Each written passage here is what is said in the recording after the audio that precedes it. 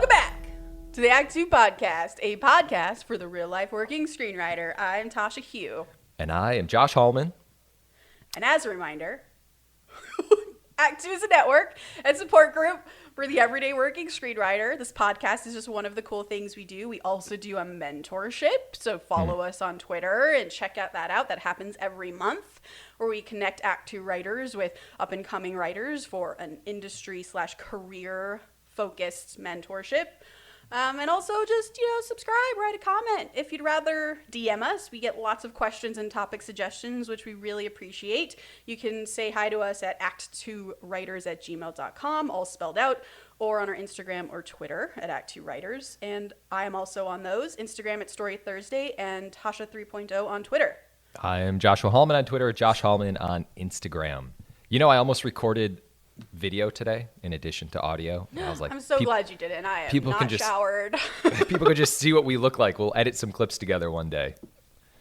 Please warn me ahead of time. I'm not going to, now that you just said that. Today's a big day, Tasha. Yeah? First of all, I haven't seen you in forever. No, it's been ages. It's been a long week. time. It's been one full week since we've recorded. We have a topic we're talking about, which I'm excited for, and a couple big things to discuss. Yeah, we have some good this week's in writing, and we haven't had a solid topic in a while, so I am excited to get into that too. Should I jump into my This Week in Writing? I think we should. I have two. Okay, I just have one long one, so interrupt me because I like to talk. In the year 2019. Going back. All right. Going back. So I wrote this days. script. I had deviated from my standard scripts that I write, which were like action comedies, thrillers, those kind of movies. And I flipped the script. I said, I'm going to write something completely different. I talked to my manager about it. He was on board with it. He said, okay, let's go. So I ended up landing on this idea that kind of had some fantastical elements in it. In my brain, it was always supposed to be kind of like a Disturbia with magic. That was where it was supposed to go. And so I started to write this script, and it turned like really dark, really freaking dark. And I was really breaking away from kind of like my voice, the way I wrote. I kind of was intentionally doing it, which was really weird.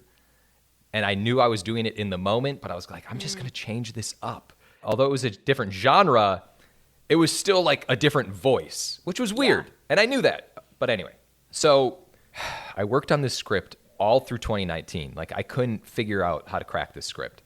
And then we started to work on it into 2020. And then the pandemic happened, so we kind of shelved things to see where we were going. I ended up sending it back to my manager sometime in 2020.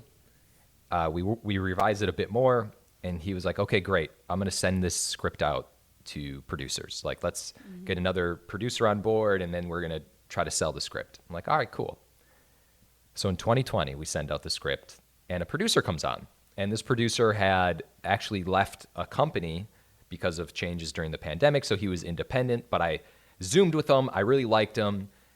And the reason I just gave you so much backstory was because that producer kind of came at me and was like, I think you should sort of change the tone of this. I think it's a little too dark. And I was like, you're speaking to my soul, producer.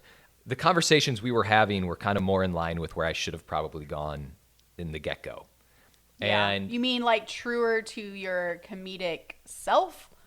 Yeah, truer. Like I was shifting it more into like an Amblin-y tone. Which you love Amblin movies, though. That's what I mean. Like I was shifting it. Like it should have been an Amblin tone in the beginning. So when we were talking, he was kind of like, I could see this as like an Amblin type tone. And I was like, dude, yes, that's where it was. Like there was, I think, threads of that in it, but it was just really, it was messy. And so when we started working together, he was like, I don't have many changes. There's just a few things I think we can change and like do a little tonal pass, but otherwise I think the script is in really good shape. I was like, that's great. Best news ever, right? I'm like, this is awesome. Cool. This is 2020. I get my notes back from him and there weren't many. There were like very small notes. So I revised the notes that he had sent and we were on the same page. We're talking. And then he comes back again with more notes. And by the way, he was really bad at, getting back to me on time. Like he was like also working on it was like months. Like we would not talk for like 2 months at a time. Like that would be like the gap. Yeah, it was really annoying in hindsight, but I was kind of okay with it at the time because I was working on other things, by the way. Like, Sure. that was keeping me sane. Well, Tasha, we worked on it all the way through 2021 and into 2022, and we could never land on the same page with this script, and I was trying to stay like positive about everything. And then just recently, he wrote me an email and was like, okay, man, I don't think I'm the right producer for this, so I'm going to step off of the project, and I wish you the best of luck. I appreciate the work that you've done, but I can't do development things right now, so I'm out. And he walked away from the script. And I went through a range of emotions because of kind of like what we had gone through. Ultimately, I think it was the right thing, and I knew he wasn't like the right producer after so many changes that we were making. Yeah. And I learned a lot of lessons from this, and I had to tell Was this one story. of them that he should have probably called you to say that rather than wrote an email? Yeah, I get it. It's easier to write things. You don't see the person. Easier. It's So much much easier. easier. But when you break up with someone, you don't break up with them through an email. Some do. The weak do. The weak. The weak ones do. Lord, do we always just want to send a text or an email? Yeah, of course. Or And just I get ghost that. them. But no, you can't. Yeah. Back in Wisconsin, you call people when you're breaking up with them. But anyway, my point is, and so I read, what the frustrating thing is I still love the script, even though everyone has told me there's been problems with it. And I'm like, not going to let this script go. You and shouldn't. It's a great script. What started as like, I had a friend read it who works in development in like a total other genre, but he's a very close friend of mine. I was like, can I get your thoughts on this? And he read it and it was like, so keep in mind, this was like magical disturbia. Like that's where it started, like dark magical disturbia. And he was like, this is like Stranger Things meets Harry Potter. And I was like, what the fuck? Like, where did that come from? That's where it ended up, Tasha. What's wrong with Mind. that? Nothing. That sounds amazing. Yeah, no, it's fucking amazing. But my point is like, and I bring this very long story up because I know I just criticized him for not calling me, but I probably should have jumped on things a little earlier and been like, hey man, something doesn't feel right here. Like I should have probably confronted him about things early on in the process because honest to God, I have receipts, Tasha. I have receipts of what our conversation was. That it was like, hey, this is great. We're in good shape, but it just evolved. And that is like a version of development hell. Yeah, for sure. It's tough. I mean, there's a point where it's like, you have other projects, so you're not completely focused on this. I feel like if this was your sole thing, you probably would have stepped up sooner. 100%. To just like get it done. So there's that like forgiveness for yourself there, which is totally understandable. But the other piece is that's always like the carrot is this producer who has connections, who likes your stuff enough to just keep tweaking and tweaking until it's it's perfect to go out. And it's hard to see if the track that you're on is that like we're just tweaking to get to the thing, or have we completely lost the forest for the trees? Like, you sort of almost don't know you're in that place until you get there, and it sucks. It's hard. I've definitely been in these situations where I'm like, I'm done. This is the script that I want it to be. It's the best I can do right now with my life, and I can't keep spending time on this. Like, we have to take it out, or you need to step off this project. But I've had that conversation with a very safe producer who I knew very well. And she was basically like, no, you're not done. Keep going. You need to take a break, but we're almost there. Keep going, keep going, keep going. And we did end up selling it, but like that feels like a rare scenario. More often you get caught in this development hell. And I think it is. It's like, did you feel like you were starting to get notes that was taking you off the path of the script you wanted to write? Or were you getting closer to the script you wanted to write? To be honest, I felt like I was getting closer. Had his communication been better, and we just been talking on like a weekly basis, like normal producers that I've worked with in the past, sure, I would have knocked this thing out. Like this would have been done. It was like the reason it took so long was because honestly there were gaps of time, like months in between. But it's weird because I think I'm like the only one who likes this script. Even like I've talked to and me. Okay, and you, but like everyone around me is like, dude, just let it go. You're working on other things. Just work on the other things.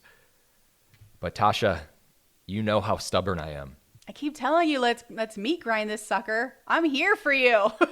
I'm telling you this right now. And the podcast. Just remember this story because my fucking stubbornness is not going to let this die, and it will not. I will bring this back up. It will be a Netflix movie or in theaters. I don't care if it's a YouTube original at this point. I don't know if that even exists anymore. But no, yeah. So I sent it to John, my manager, to kind of figure out where we go from here. I don't even know where to go from here.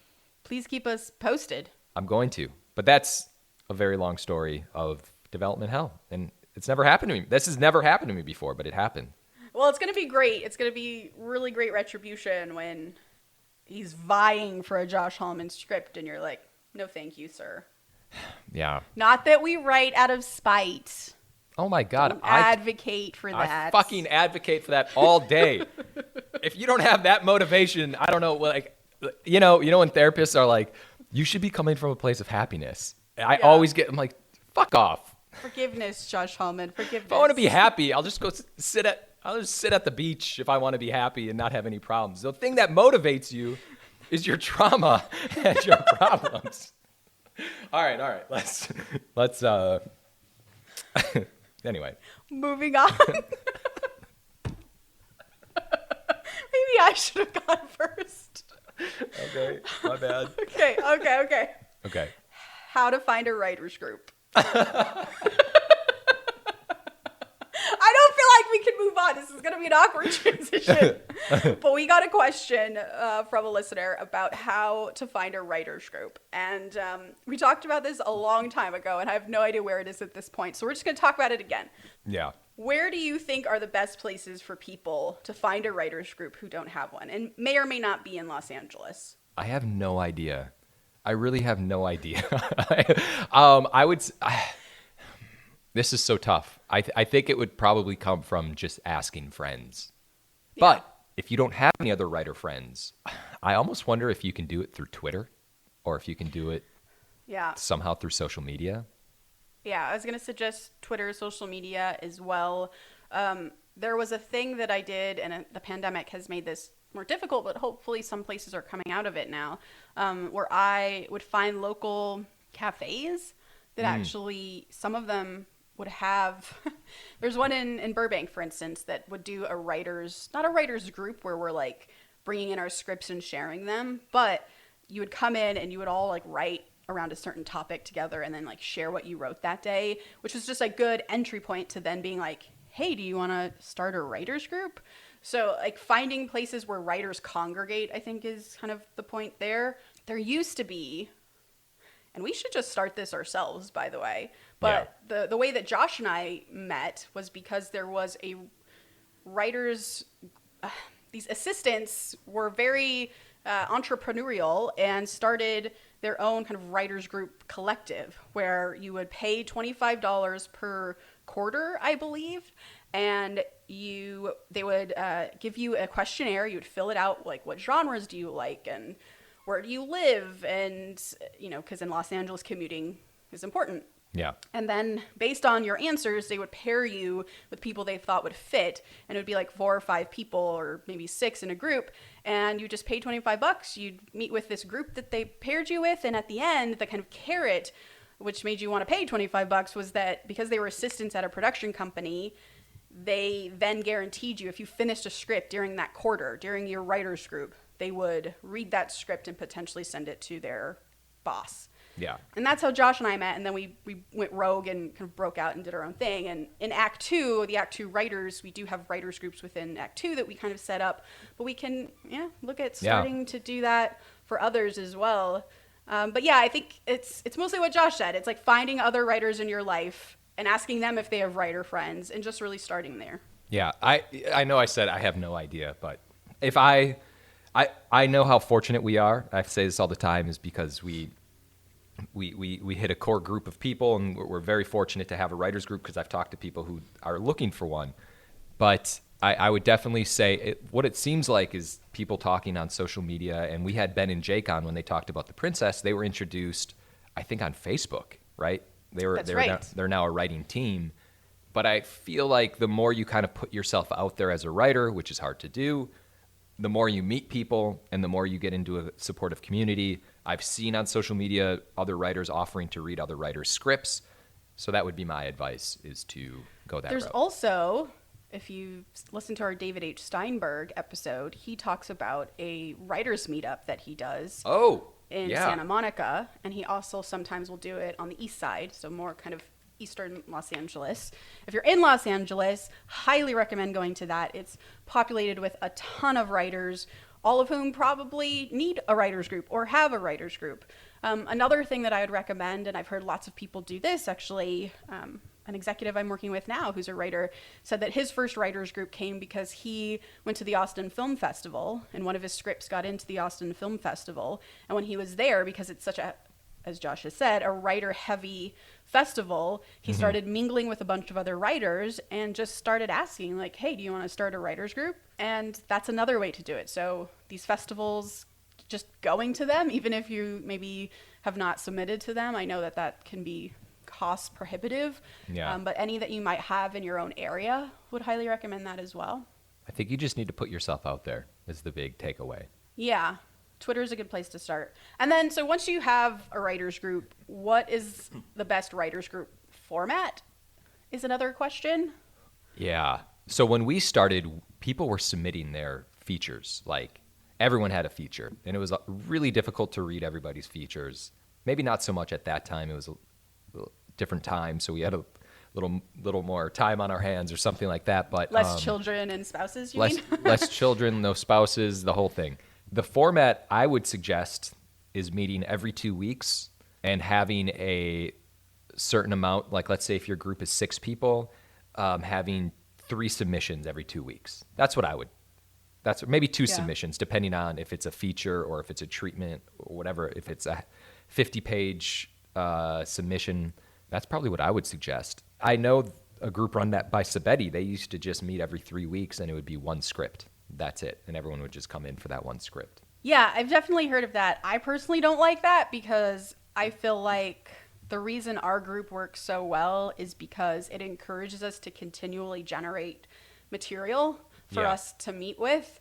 And 1 script per week or per month, when you have 4 people, that means that 4th person it's going to take 4 months for anyone to see their script. And then you're just waiting around or whatever. So I personally don't like that format. I agree with the 2-week format because every week feels like an obligation. Yeah. And you don't ever want writer's group to feel like, ugh, I have to go to writer's group. You want to be excited to go to writer's group because it's the death knell when people start feeling like it's homework. And then for our writer's group, while we typically get 2-3 max submissions from our group, and we have like 5 people in our group, we leave it open for anyone to submit. So technically all 5 people could submit a feature-length screenplay, and that's technically okay, and we need to get through that amount of reading by the time we meet.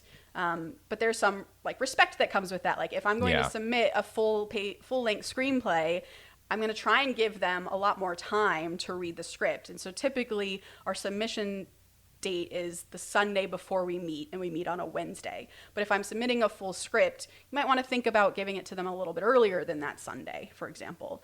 And then in terms of sort of how the notes work, because that Sabetti group that Josh is talking about, they would, and I remember hating this, it was a pretty big group. I feel like it was like 9 people or 10 people, and we'd all sit around a table and we'd just go one by one, and one person would give all of their notes, then the next person would give all their notes. And by the time you got to the end, like that person who is the last to give notes probably had all their notes given, and there's nothing to add, so you feel like you can't participate. And also, what I don't like is that sometimes Josh might have a note where like, I don't really like this dinner scene that you have. Like, something felt wrong about the tone. It might be his note. And then someone else might be like, I also had that issue. And it's so helpful to hear like, oh, someone else had that issue. And maybe they can build upon that and say, I had that issue. And the reason why I had that issue is because this. And maybe Josh didn't have that, like why he didn't like it. And so now, like, because they've sort of further kind of explained what the note was, now we're engaged and we're having a brainstorm session about this note, which is far more helpful than just sitting there and just taking people's notes, which is also really depressing as a writer. Right? So hard. It's so hard. But another thing that we do it's very kind of casual and informal now because we know each other so well, but the basic idea is the writer who brings the work in doesn't talk during it. I mean, yes, you can engage, be like, oh, well, why didn't you like that scene? Okay, great. But it's never to defend that dinner scene. It's never to explain or justify why you did it. It's just, you might ask clarifying questions, but that's it. It is not a place for you to argue why you did something. Just hear the notes and allow yourself to sit with them, and that's it. So that's really important, because then it creates just a really nice, trusting group rather than something that's a bit more aggro. I agree with that completely. I think it's okay to do follow-up questions if you're not clear about something. But the one thing we've talked about this a million times is like, you just don't want to get defensive when you're getting the note, because then you're entering a spiral of, well, I did this because of this. I did this. And then it's like this tit for tat that nobody. And then people don't want to give notes to that person anymore because 100%. They're scared that they're going to now be in an argument. And it's just, it doesn't create a great vibe.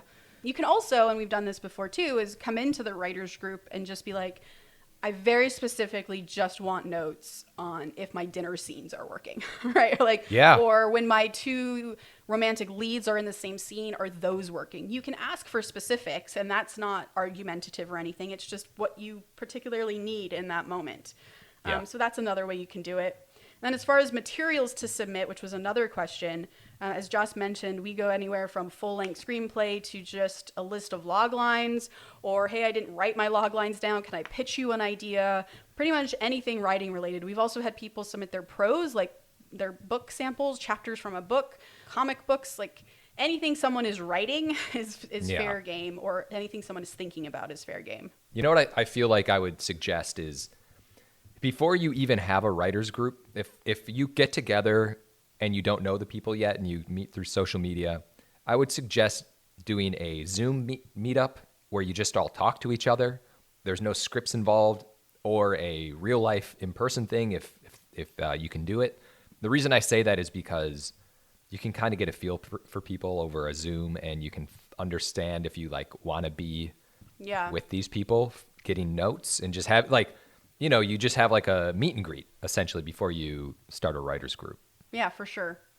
One last thing on this, because this is a huge reason why groups break up, is their inability to get regular meetings on the board. People are always canceling at the last minute, and suddenly you haven't met for 4 months, which kills everything. So, and our way of avoiding that problem is, we know every 2 weeks in the calendar, all of us have 7 p.m. writer's group. It's in our calendar. We know not to schedule anything on that day. If family happens to be coming in that week, just let everyone know ahead of time. They can meet without you. That's fine. But now you know, in 2 weeks, you have another writer's group. So if you're always like, hey, what's your availability this week for a writer's group? That's never going to work. Always have, it's the same day, however many weeks you're meeting, be there or be square. Do people say that? Yeah, no, totally. It's still 1988. What's funny about you saying this is I've currently put you in writer's group timeout. Yeah. So you're not allowed to come back for a couple weeks. You're out. I don't like it. You're in jail right now. You're in writer's group purgatory. I appreciate it. I really do. But I also I look at that calendar invite of 7 p.m. on a Wednesday. I'm like, oh, I bet they're having so much fun. Oh yeah, we're sipping rosé. Sabetti's telling stories. We're having a great time, and then everyone asks about you, and I'm like, nope, she's in timeout right now. Should we move into the big topic? I guess so. Let's do it. Let's do it. Meet cutes. Meet cutes. So basically, what we're doing is we both pick two meet cutes. And wait, what is a meet cute, Tasha? Let's rewind. Can you tell us what a meet cute is? Well, I have actually been asking myself this question as well, because I feel like the term meet cute suggests it's in a rom-com and like the two people meet and they like kind of instantly fall in love with each other. But as we were kind of going through our favorite rom-coms, many of them actually, their meet cute is them hating each other. And it takes the course of the movie, and that's the fun of the rom-com, is them coming together after hating each other. So I think a meet cute can be either. I think it's the meeting of the two love interests, whether it's I love you instantly or I hate you instantly.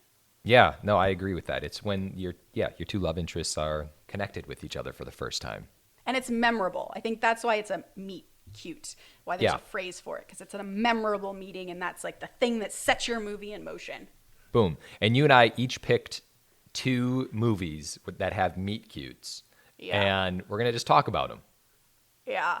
And I think we decided to talk about this because at the time, you were like neck deep in trying to figure out your own meet cute for a script. Yes. Right? And then we're just like, what are our favorite meet cutes? And also because meet cutes are such a specific device in writing, and it's not often done well. So we thought we'd break down kind of what our favorite ones are, or some of our favorites that work really well, and talk about why they work really well. Yeah, and what I find really hard for meet cutes, for me at least, because I'm typically writing a meet cute where the 2 parties like each other. Mm-hmm. And for me, it's always very difficult because there's like that bullshit, like, hi, I'm Josh. Hi, I'm Sarah. Hi, nice to meet you. Oh, you're eating Twizzlers? Oh, I like red vines. Like that like little weird kind of like banter back and forth is always, it just seems so generic. And so I always feel like meet cutes kind of have to be a moment where there's like some kind of external thing happening. Yeah. It's not literally like I'm meeting someone at a bar. It's like something is happening and the characters happen to meet while this thing is happening. Yeah, you're at a bar, but the bar's like, there's a meteor coming to it. Like that's what I feel like has to happen. Yeah. So let's talk about what our meet cutes. Should I go first? Yes, please. First? No, okay. I like when you go first so then I can amp up my delivery. All right, my first one is one of my favorite romantic comedies / movies in the entire world. Pride and Prejudice, the 1995 BBC version, obviously. Oh my God. And this is where I kind of struggle with calling this one a meet cute, because the first time Elizabeth Bennet and Mr. Darcy meet, it is not particularly cute. They don't get along. And actually, they end up having several meet cutes throughout the movie. They get more and more kind of cute as they go. And that's what makes the movie work so well. And I think it's why people have tried to replicate it ever since, because this meet cute in Pride and Prejudice makes you kind of constantly on edge of whether these 2 people are going to get together, and the anxiety and the longing in that story for these 2 to just kind of get over themselves and become the best couple of all time is like really, really high. Yeah. So this meet cute starts at a dance, and the setup is this super nice rich guy, Mr. Bingley, has bought a house in the country, and he's brought his BFF, Mr. Darcy, with him as he's moving in, and he's getting familiar with the neighborhood. These are the most Pride and Prejudice names I've ever heard. Mr. Bingley and Elizabeth and Mr. Darcy. Okay, that's so good.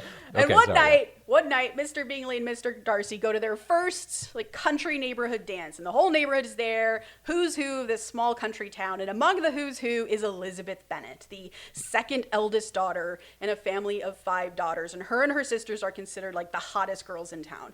So of course, Mr. Bingley immediately gravitates towards them. He asks the oldest and prettiest daughter, Jane, to dance with him. And standing behind the very bubbly and very sweet Mr. Bingley is Mr. Darcy, his BFF. And he has absolutely no interest in any of these pretty girls. In fact, the blocking of the scene is actually really amazing, where Mr. Bingley is facing the camera. He's facing Elizabeth and Jane as he's introducing himself and asking Jane to dance. And then over his shoulder in frame is Mr. Darcy, who's kind of like half turned away from the girls. He's definitely not looking at them, but at the same time, his back isn't turned to them either. So it's not like I'm not looking at them because I'm distracted by something else or engaged by something else. It's this very deliberate choice to like not look at someone you're being introduced to. It's very, very rude. And it's kind of this sense like he gives sort of zero shits about like the politeness of what he's doing.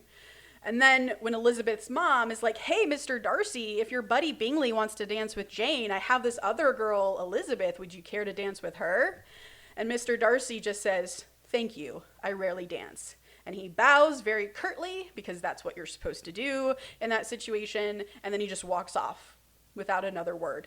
And it becomes this kind of why I never kind of moment, because Darcy is so acting against what social custom is. But because he's going against social custom, I think there's something very interesting about him automatically, because he's literally not like anyone else in the room who is so overly polite.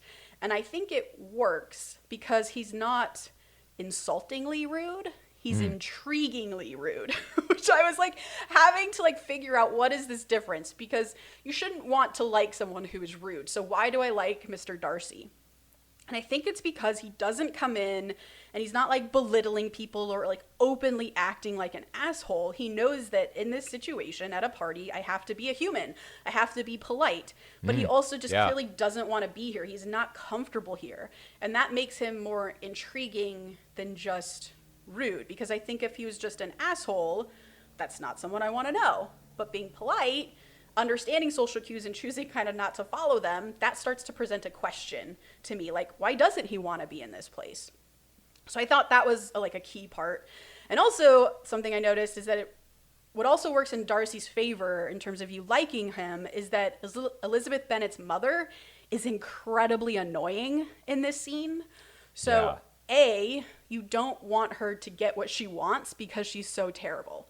So when Darcy says he's not going to dance with one of her daughters and she gets offended, you're kind of like, well, like, you're overreacting. It's not that bad. And I understand why he wouldn't want to be associated with anyone in your vicinity. So now I like kind of have empathy with Darcy a little bit, because you're like, yeah, I don't want to be around her either. And then the second piece of kind of the mom puzzle is that when she replies to Darcy's behavior, like, why I never, like, that's so rude. Well, up until now in the movie, Elizabeth's mother has not been a reliable character. Everything out of her mouth is super overdramatic. It's not the correct reaction. And she always misunderstands every situation. So when she's thinking this Darcy guy is so rude, because I always automatically disagree with Elizabeth's mother, I'm now disagreeing with her here. Like, maybe he's not rude. Maybe there's more going on. Yeah, relatable, by the way. Yeah, absolutely. Right, exactly. And then, I'm sorry I'm going on so long, but there's like two parts to this. So like the second part to the meet cute is that's happened. And then Darcy insults Elizabeth and she overhears it. And the setup of that is the setup is like Bingley has been dancing all night with Jane, Elizabeth's sister. He takes a break, sees Darcy just standing off to the side and is like, dude, stop. You're being ridiculous and you look ridiculous. There's some seriously hot chicks up in here. You're super cool.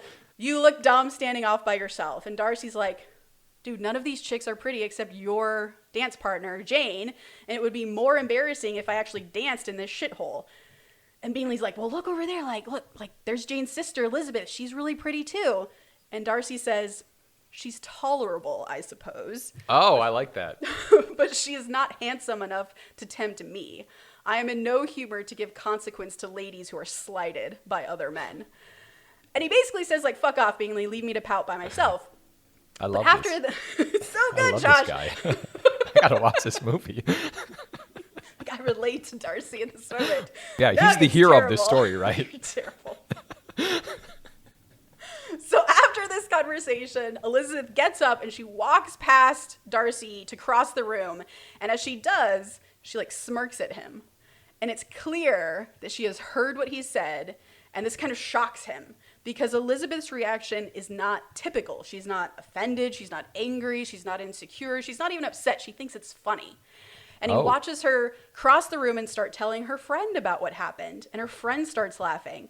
And now they're laughing at him. She flips it. She flips it. So Nice. Suddenly now, like, Elizabeth has caught his attention because she has acted unlike any other woman might have acted in this moment. And that's intriguing to him. It shows a kind of confidence. So to me, those were the lessons of the Pride and Prejudice style meet cute, where they kind of each hate each other. He's not rude, he's intriguing, it makes you ask a question about his behavior, and then this kind of empathy idea where you add someone to the scene who you vehemently disagree with, and then have them dislike the Darcy character, and then make your kind of Elizabeth Bennet equivalent react in this unexpected way that shows an attractive quality to them. In this case, it was like confidence, basically. And there you have it. That's the meet cute. That is awesome. There seems like a lot of different dynamics going on. That's beautiful, actually. That sounds like an amazing meet cute. It's the best movie. Yeah. I want to go watch it so hard right now. Yeah. Honest to God, it makes me want to watch it. What Are you just ready explained. to commit like 6 hours to a Regency era romantic? Oh, jeez. I'll just watch the meet cute. But that was awesome. I feel like a lot of good lessons. And I think I'm about to throw like the exact opposite meet cute at you. Oh, I'm so glad. But do we need to talk any more about this? Am I just moving No, on too I'm quickly? done. That's it. Go. Okay. No surprise here, Mr. and Mrs. Smith. Yes. Here's what's really interesting about. Well, let me just set the scene here. When we first meet them, they're in therapy. They're not great. And then we cut to Colombia 5 years ago, like 4 or 5 years ago, and we're going through this war-torn area. There's bombs going off. There's chaos. And then we cut into Brad Pitt.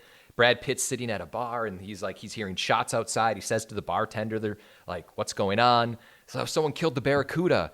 Brad Pitt's like, okay, who the fuck's the Barracuda? And he's kind of playing it off, and they're like, the bartender says they're looking for tourists who are alone. And Brad Pitt's obviously alone. And then the police burst inside, and they've got their guns raised. And then we see that Brad Pitt has a gun, and he's kind of ready to start some shit. So we know that Brad Pitt is up to something. Like he's someone. And then all of a sudden, Angelina Jolie comes in. She's being tailed by the police. The police are screaming at her like, hey, miss. And she's ignoring them. But then Brad Pitt and Angelina Jolie lock eyes, and they see each other for the first time. And there's an attraction. There's a 1999 Pitt Jolie attraction that you just can't deny. Cannot deny it. It's undeniable. In the moment, we see that Angelina Jolie has a little knife underneath her dress. So we know she's up to something. And as the police are closing in on both Pitt and Jolie, Brad Pitt's like, wait. She's with me. And then Jolie's like, yeah, I'm with him. And then they embrace each other. And then for some reason, the police just say, okay, you can go because you're not traveling alone. And then after that, they go up into a hotel room, and they're both listening. And they hear all the footsteps outside, and it's still some chaos going on. And they introduce themselves to each other. I'm John. I'm Jane. Nice to meet you. And then from there, they have their night together. It's sensual. It's amazing. They're dancing in the rain. Then they end up sleeping together. They're drinking from one bottle. That. No, so I hot. wouldn't. Yeah, it's amazing. Then they wake up together, and John doesn't leave her. Like, she wakes up. There's a hint that he might be gone, but he comes back with coffee. And they're together. Classic. And in this moment, although they had lied to each other, it's kind of like the one time they were both kind of real with each other. Like that's kind of how they met. They met in this real moment. And this is so much different because I feel like this is somewhat of if I had to classify meet cutes, this is like the physical attraction meet cute. Like these two people who are attracted, but they also need each other in this moment. Yeah. Can I say one more thing? You can say multiple things. I'm not sure if this meet cute works. Oh, okay. Yeah. Curveball. No, it's a very big curveball because first I reference Mr. and Mrs. Smith all the time. Like, I think I only know how to write movies that are Mr. and Mrs. Smith meet something. Yeah. And it's interesting because watching it seems a little easy. It's like these two wouldn't investigate each other more. They're both not wondering why they're alone in this country. Like, are they not great agents? And I kind of bumped on it now, rewatching it and really analyzing it. And I actually have bumped on it before, but I still love it. And I think the concept of Mr. and Mrs. Smith is so strong. What do you bump on? Well, it's like the two most attractive people of all time in that moment just happen to be alone when the Barracuda dies. And now they're both listening against the door to be like, are we safe? Neither would be like, why are you listening? Like, you seem pretty calm. Everyone else is freaking out. Maybe it was just, I never have questioned this scene ever. Okay. Even now. Well, maybe it's just me. You think I'm crazy? I don't think you're crazy because you're not wrong about those moments. And of course, it's very convenient that, they're only looking for single people. And now that you're together, in an obvious lie in that moment, like you have no perception skills whatsoever that this is a lie. That all makes sense. But it's so quick. And it's like so like sexually charged, and there's so much energy to the action and it's like the opening scene, really. It's like, after the sort of cold open of them being in the therapist's office. So I'm just like in it. I'm like, whoa. And I think, and this is terrible to say, but I think just like the sexual energy between these two people brings you through the scene, and that's not something to overlook even when you're writing something. No, I agree. And that's why this was like so fascinating to me, because it's like these two people who can't keep their hands off of each other, and it's almost the tension is built up through their sexual energy, which is just wild, because I don't even know how you write that.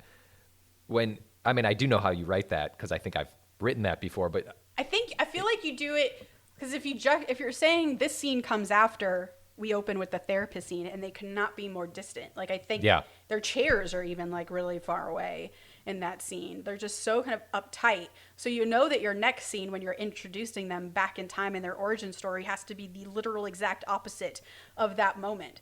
So you just amplify the sexiness as much as possible in every possible way, because you want to say, like, look how they were together. How did we possibly get here? So I feel like they just probably wrote as opposite as they could from the cold open. That's true. Yeah, no, so that's the sexually charged meet cute. And it's so fast. No questions. No, like, who are you?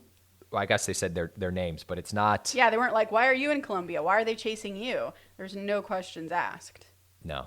But here's the thing. Don't you kind of assume that question was probably asked maybe over dinner before they started drinking and dancing? And because they're spies, they just lied about it. So you just can skip that part. That's the interesting part about it, is because then later they're both talking to their friends and they're filling in the gaps of essentially the meet cute. Like, so Brad Pitt's talking to Jon Favreau, or no, Vince Vaughn, excuse me. He's talking to him and he's like, she's great. She works at this tech company or whatever. And then Angelina Jolie's like rock climbing with Alicia, girl who used to host Talk Soup, and she's like, yeah, he's awesome. He's in finance. And I think I might have got that wrong about the Talk Soup host, by the way. But anyway, I think so too. they're filling in the gaps. They're doing it right there. So anyway, that's my Mr. and Mrs. Smith meet cute. I love that one. All right, my next one is Notting Hill, and I really love this movie. I've seen it multiple times. I own the DVD.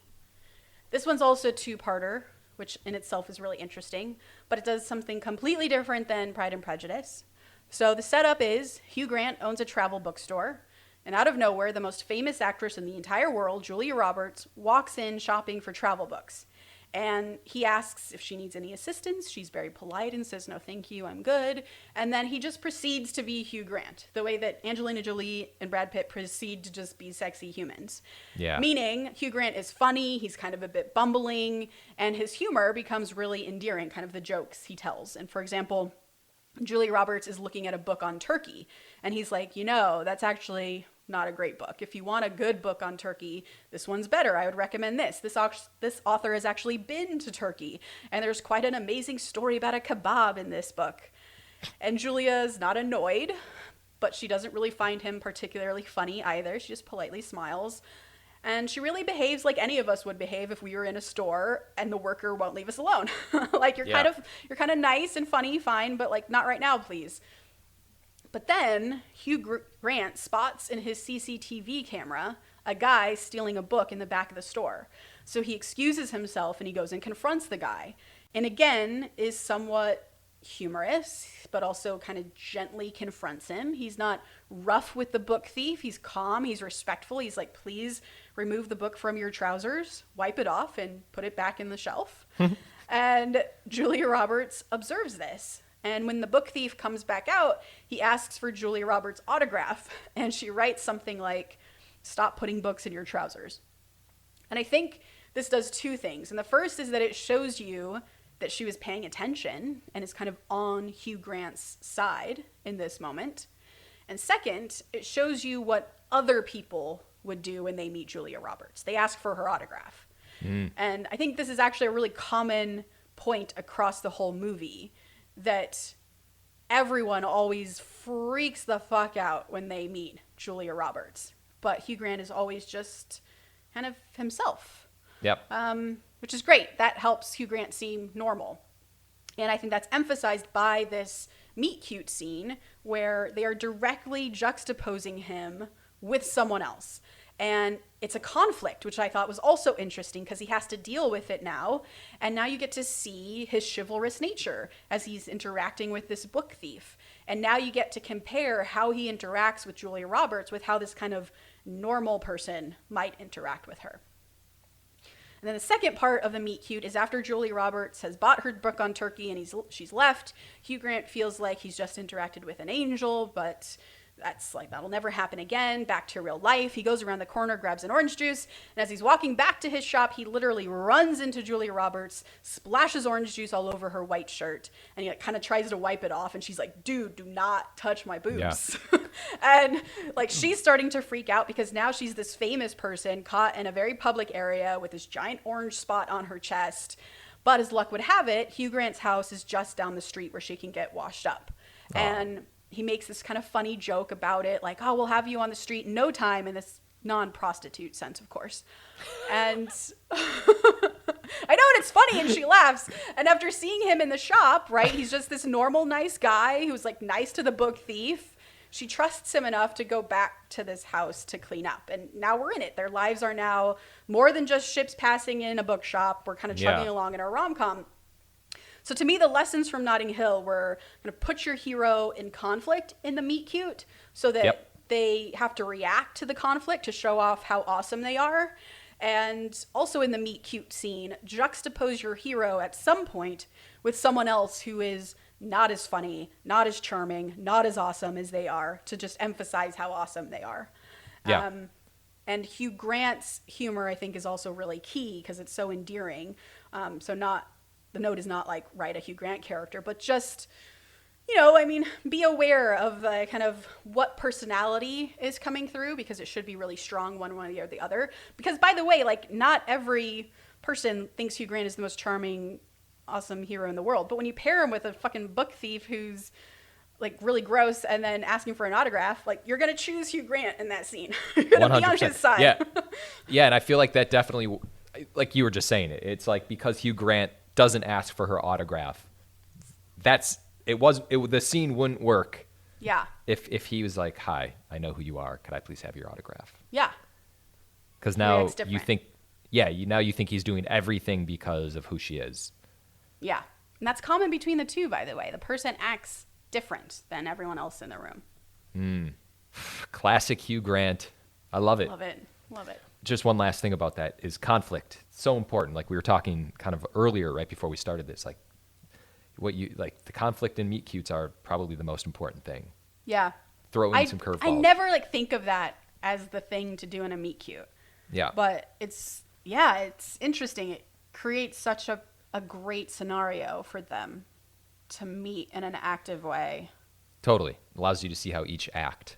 Yeah, and that's it. I mean, that's what it is. It shows their character and their personality immediately. Okay, my last one, Tasha. Yeah. The classic, The Wedding Planner. Yeah, yeah. With J-Lo and Matthew McConaughey. Naturally. So this is more naturally. This is more of the traditional, in the sense, I feel like if someone were to say, give me the most prototypical meet cute you could possibly think of, this is it. Yeah, I love this movie. Essentially what happens is J-Lo, who is a wedding planner, she is running across the street, and she had just learned the news that she's going to be doing someone's wedding. She's planning this one wedding of this one couple, and she's running across the street. She comes to a sewer top, and her high heel gets stuck in.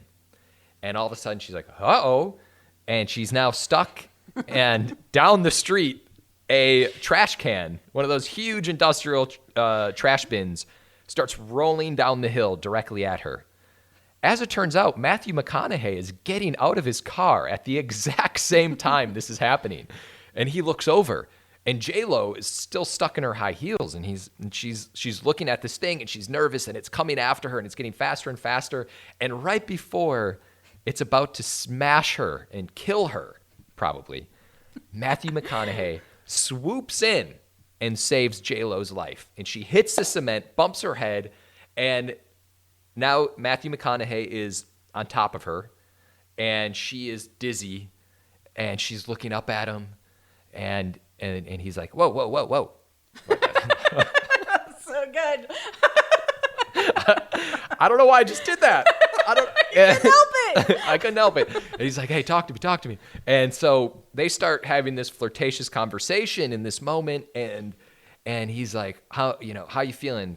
Is your head okay? Are you feeling okay? This and this and this.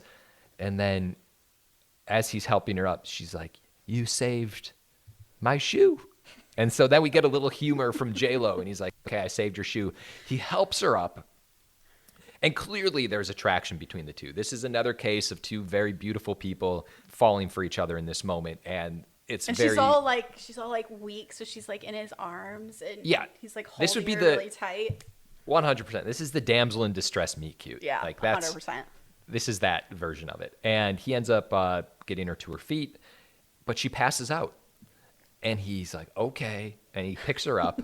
And then it cuts to black, and she wakes up in a hospital. And we learn that he's a pediatrician, and there's kids all around her.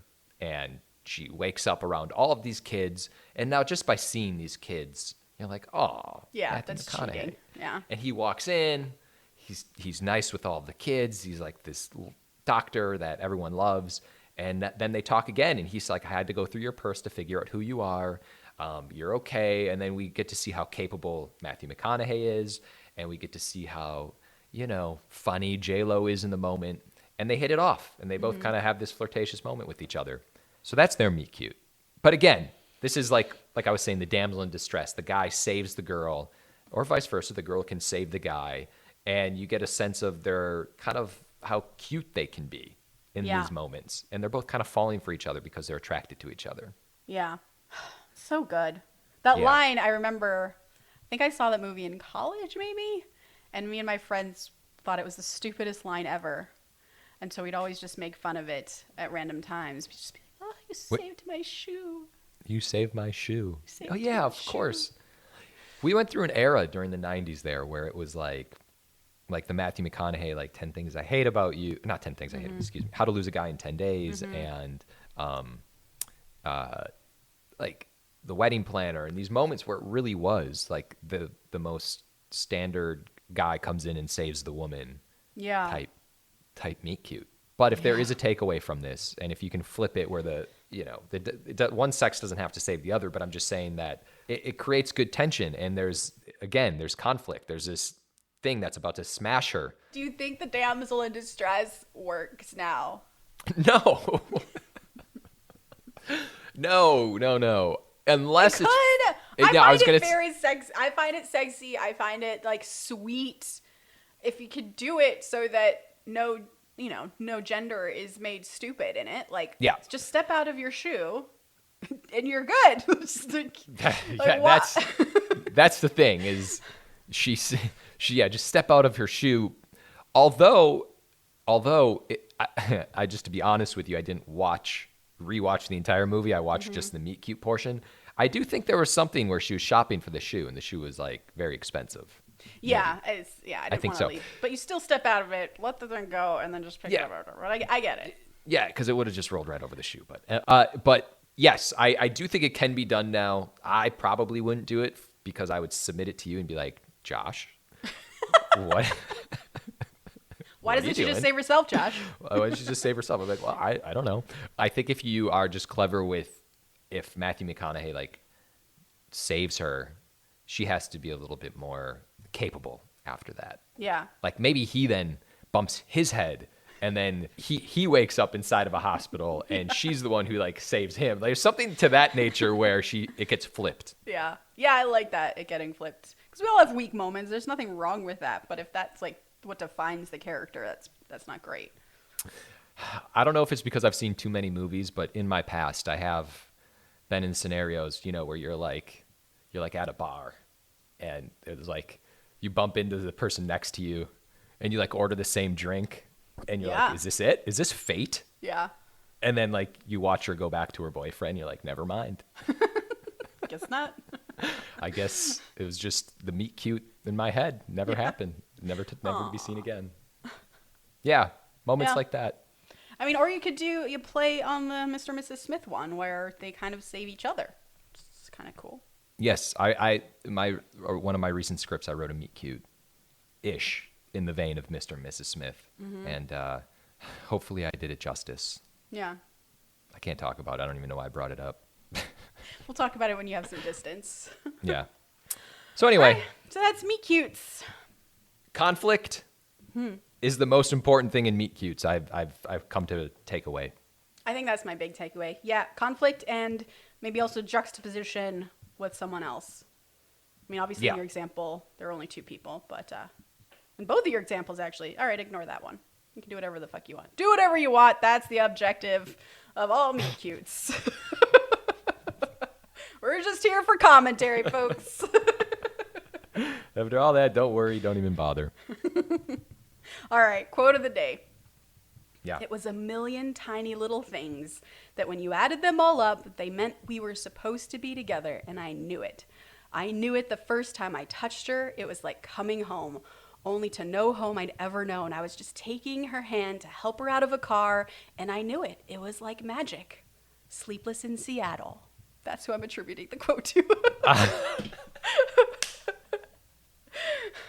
I actually hate that rom-com. Anyways, please remember to rate and subscribe. Follow us at ActTwoWriters for more awesome writing stuff. You can follow me, Tasha, at Story Thursday on Instagram or on Twitter at Tasha 3.0.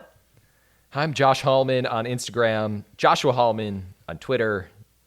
I wonder if we could have a social media meet cute. Is that like, do you think that exists? Like people are looking at each other, they're like tweets. They're like, oh my God, that's a nice 100%. tweet. I'm sure that's happened in movies neither of us have cared to see. Listen, I'm married happily with a child, but I'm not opposed to trying to find this moment just so I could write it in a movie. Maybe you should start a new account and let's just see what happens. Meaning I'm going to start a burner account for meet cutes. It's for research, Nicole. God. Yeah, no, these girls, no, we're just talking about cats and dogs. No big deal. Shit. As always, the Act 2 podcast is a production of Act 2, a network and support group for the everyday working screenwriter. This episode was edited by Paul Lundquist, who will have to do a lot of editing. I'm sorry, Music Paul. by 414 Bag, which you can find on Spotify.